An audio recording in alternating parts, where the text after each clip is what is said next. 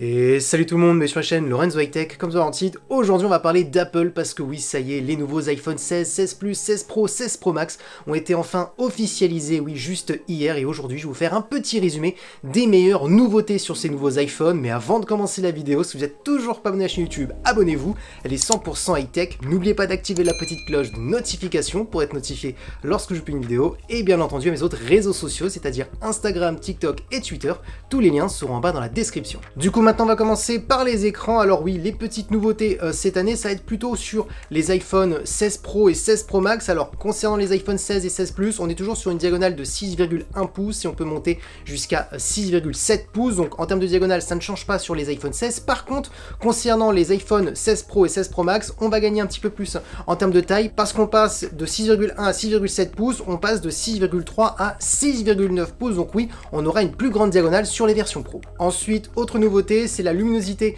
des iPhone 16 et 16 Plus qui a été augmentée et qui peuvent atteindre des pics jusqu'à 2000 nits. Concernant les iPhone 16 Pro et 16 Pro Max, pas de changement, on a le même écran que l'année dernière. Par contre, autre petite nouveauté pour tous les iPhones, c'est la résistance de l'écran qui a été revue un petit peu en hausse pour améliorer bien entendu la résistance. Maintenant, parlons d'une nouveauté qui ne concerne pas l'écran mais qui concerne la tranche du smartphone. Et oui, si vous connaissez le bouton action qu'on avait sur les anciens iPhone 15 Pro et 15 Pro Max qui était malheureusement réservé que à la version Pro, et bien cette année, ce bouton action est maintenant sur tous les iPhone 16, 16 Plus, 16 Pro, 16 Pro Max, donc sur toute la gamme des iPhone 16, donc ça c'est un bon point. Pour les personnes qui ne connaissent pas ce bouton action, c'est tout simplement un bouton qui permet de faire de multitudes de choses, notamment activer la calculatrice, activer la caméra, activer la lampe torche. Donc, on a pas mal de choix, c'est à vous de gérer les choses que vous souhaitez que ce bouton fasse, donc ça c'est un bon point parce que c'était seulement sur les iPhone 15 Pro et 15 Pro Max de l'année dernière. Bon, on va pas se le cacher, c'est pas une grande nouveauté d'avoir juste mis le bouton action qui était sur les iPhone 15 Pro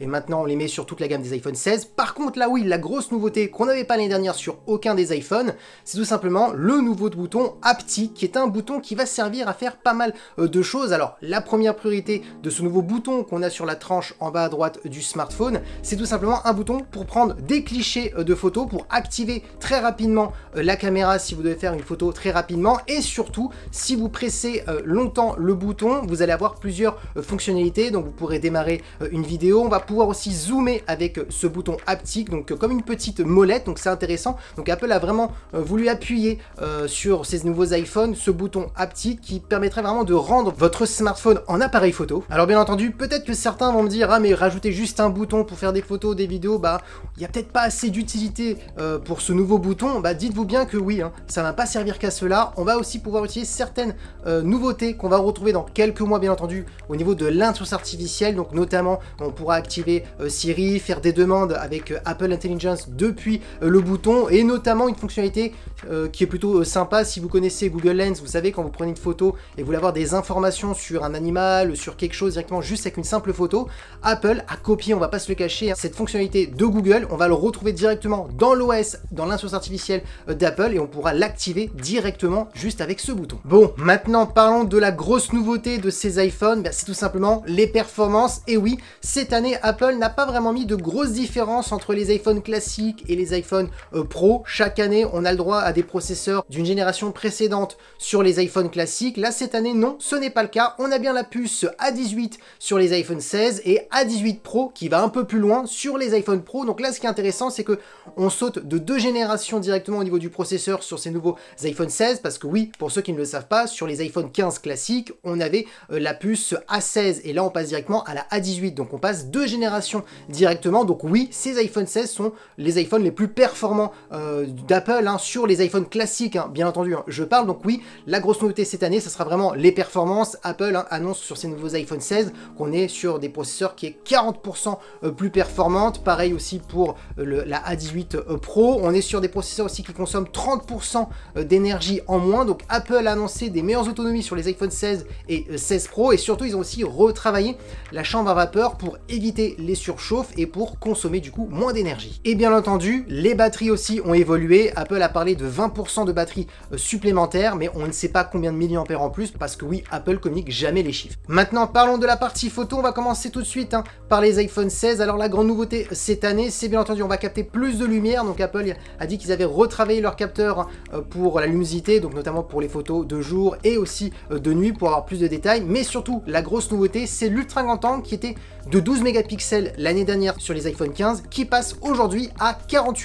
mégapixels. Donc du coup, on a deux capteurs de 48 mégapixels maintenant cette année.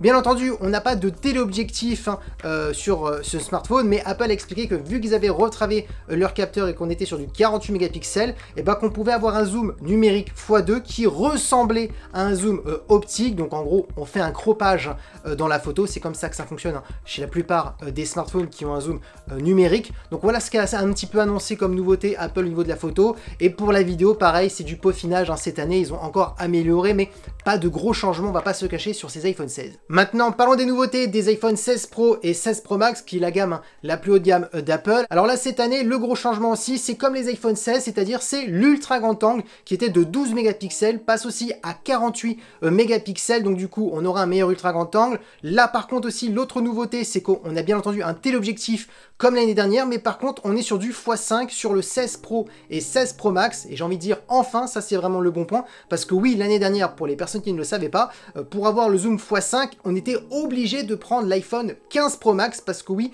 le 15 Pro, on était sur un téléobjectif x3, et le 15 Pro Max, on était sur un téléobjectif x5. Là, cette année, Apple n'a pas fait la même chose, ils ont mis le x5 sur le 16 Pro et 16 Pro Max, donc ça, pour ma part, c'est un bon point. Bien entendu, ces iPhone 16 Pro et 16 Pro Max ont été aussi retravaillés au niveau des capteurs, donc pour capter plus de lumière, notamment pour les photos de nuit, pour capter aussi plus de détails, donc il y a aussi ça comme changement qui ne se voit pas vraiment sur le papier, mais en tout cas, c'est ce qu'ils ont dit.